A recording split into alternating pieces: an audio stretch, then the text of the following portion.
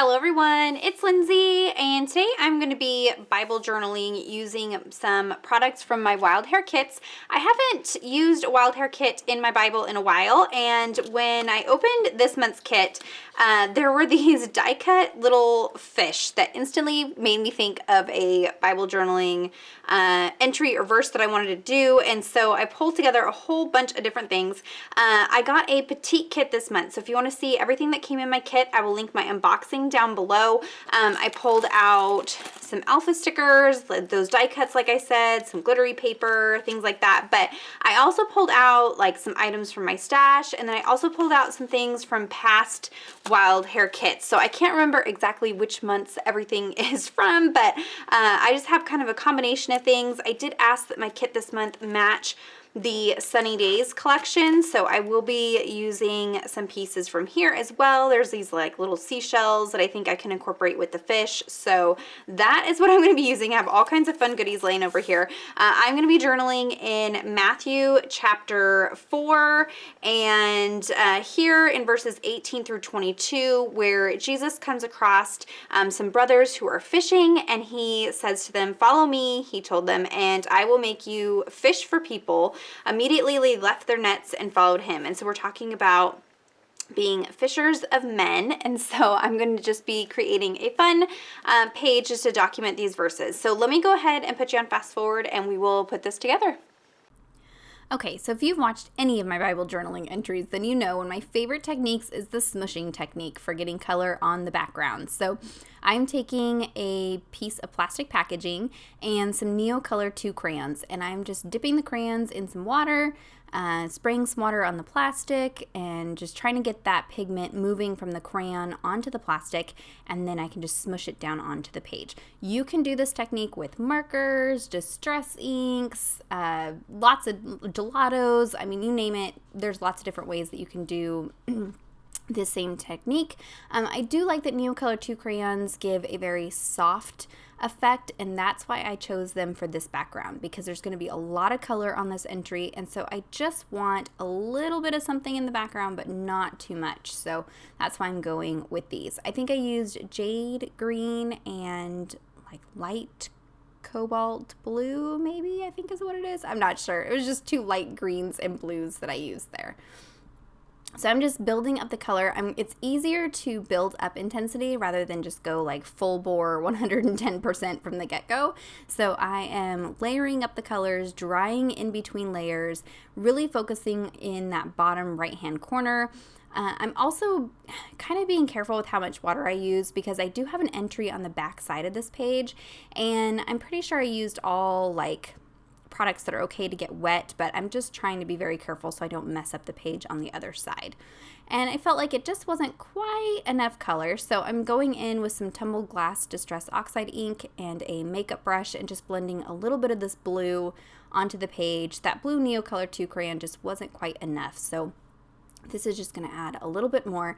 And I actually like that the page like wrinkles and crinkles, because it gives it more of this kind of watery effect, and that's what I'm going for. We're going for the ocean that these fish are going to live in. And before we stick all that down, I am going to add a little bit of washi to the bottom. This is going to kind of act as my ground, or the bottom of the ocean, I guess, is what we're going for. So I was bound and determined to use this floral cluster, and I know that there are not flowers in the bottom of the ocean. Let's just pretend like it's coral or something like that, but I was bound and determined to use it on the bottom of this page, and I fight with this for so long trying to figure out how to get it on there, and the washi tape, and not cover up any text, and leave myself room for journaling. It was just a very large die cut, so I kind of fussed quite a bit, but finally got it here. And then I'm going to go ahead and adhere that down. Now, I was just going to use the adhesive tape runner to stick those fish down, but then I thought, you know what, let's just go crazy and use some foam adhesive and pop those puppies up. So I'm adding a little bit of that to the back side. These fish are from the flowers are from the new Amy Tangerine line. These did come in my Wild Hare Kit this month. I had gotten the cardstock stickers last month and they were just super adorable. So I'm glad that I got a few more pieces from this line because it's really, really cute. The colors are awesome and they go so well with the colors of the Sunny Days collection.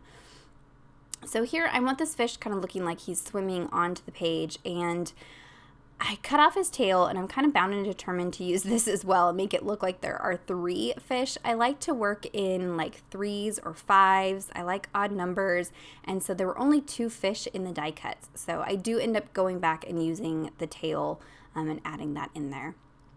Now I have tons of these enamel dots that I got from a past Wild Hare kit. I have a couple different sets, and I thought it'd be fun to use these to kind of create little like bubbles on the page. So that was a perfect way to use up some of the products from my stash. Here's where I'm going to go ahead and stick that tail down. I didn't pop it up, I just adhered it directly onto the page there. And then this set of cardstock stickers from the Sunny Days collection, I can't remember if I bought this myself or if it came in a Wild Hare kit, but it had lots of different little seashells. It's very like beachy, summery themed, and so there were all these fun seashells that really tied in with the vibe of this page. Here are some chipboard stickers. I think these are from the Heidi Swap Color Fresh line. I have to apologize for my speech, guys. I've mentioned this in a couple of videos recently. I'm having a really hard time, similar to what I was having after I had my stroke a couple years ago. And so my voiceovers are just going to be a little rough until I figure out what's going on and get some rest and just figure it all out. So it's just lots of grace, guys.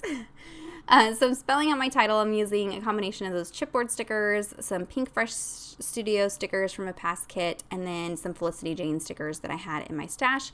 And it says, "Follow me, and I will make you fishers of men." So that's just pulled straight from those verses there. And then there is this purple glittery paper that I got in my kit this month. I believe this is from the Creative Devotion collection from American Crafts, and I just punched a tab out of it. There was some purple in the flowers and in the alphabet stickers, so I wanted to pull that purple up to the top left-hand side here. And who doesn't like glitter? I mean, come on. Well, I know Tanya Hamilton, I know you don't like glitter, but everybody else likes glitter. And this paper is one of those glitters where it doesn't like come off on your hands. It's pretty secure onto the paper, so I didn't have glitter like everywhere. And then I just finished it up with some of that washi tape and then that Loving It die cut that came from the Amy Tangerine line.